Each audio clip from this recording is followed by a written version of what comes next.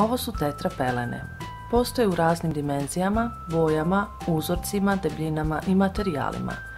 Najčešće su od pamuka, ali u novije vrijeme ima ih i od bambusa i konoplje. Većinom su kvadratnog oblika i veličine 80 x 80 cm.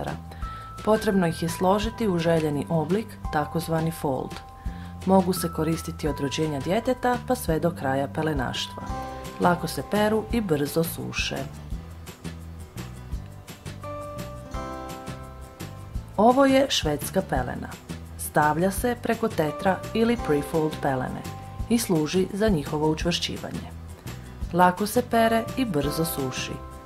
Prikazana pelena je na čičak, a ima ih i na vezanje.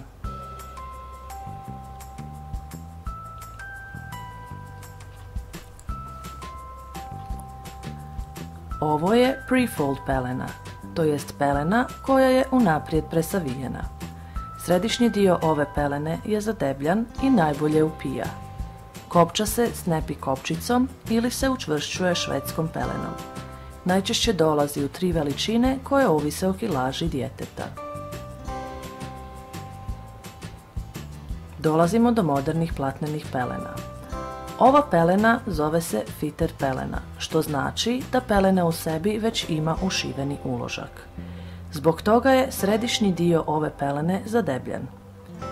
Prednost ove vrste pelena je što su vrlo jednostavne za korištenje, a nedostatak im je nešto duži period sušenja zbog same njihove debljine.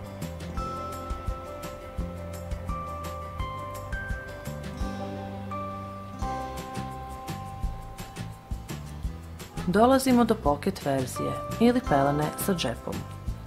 Ova pelena ima džep u koji se umeće uložak.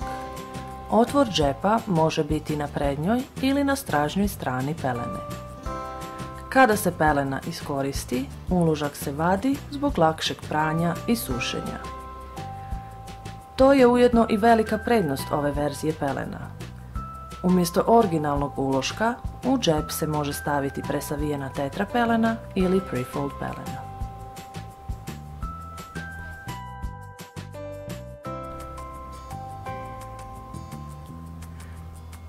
Posljednja pelena na ovoj listi je takozvana split pelena. Kod split pelene uložak se samo umetne ili prikopča drukerima. U nekim verzijama uz pelenu dolazi veliki i mali uložak koji se onda prema potrebi kombiniraju. Prednost ove vrste pelena je svakako brže sušenje zbog toga što se uložak može odvojiti od pelene.